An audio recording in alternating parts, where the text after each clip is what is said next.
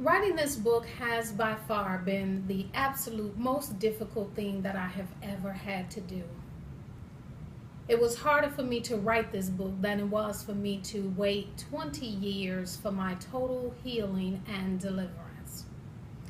You see, it was easier for me to share my story with those who I knew I could trust, with those who I knew would give God the glory for the things that He had done in my life.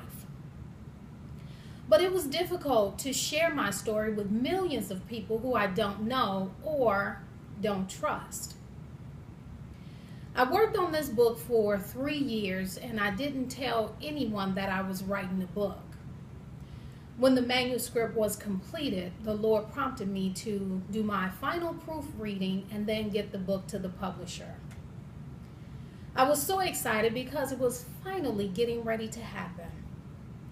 So I sat at the computer and I started to proofread the manuscript a final time. While proofreading the manuscript, there was a section in the book where I came across how I fell into sin. As I read this section in the book, I heard the Lord say, "I want the details." I paused, but ignoring His instructions, I continued to read. In another section of the book, I talked about how my foot slipped.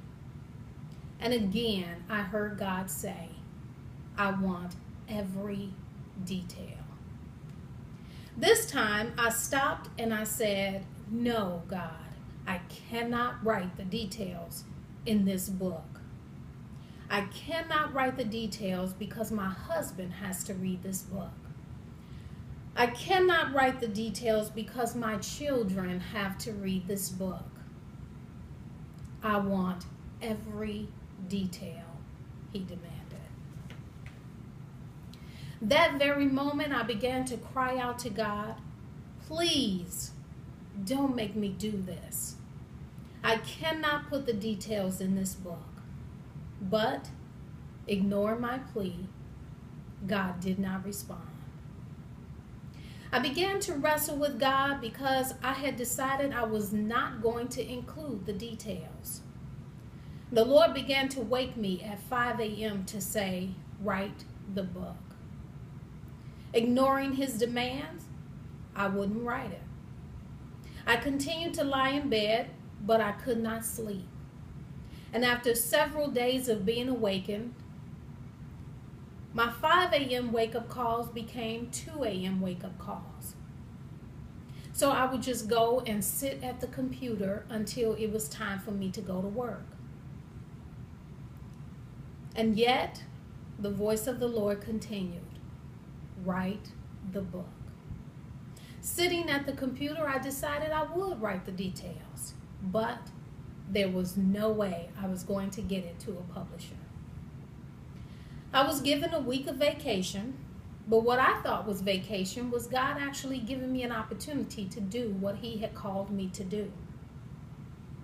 I desperately wrote through tears that clouded my vision as the pages began to unfold. The time spent in writing the details spent many hours each day until all of the details had been written. Still, once the manuscript was complete with the details, I refused to take it to the publisher.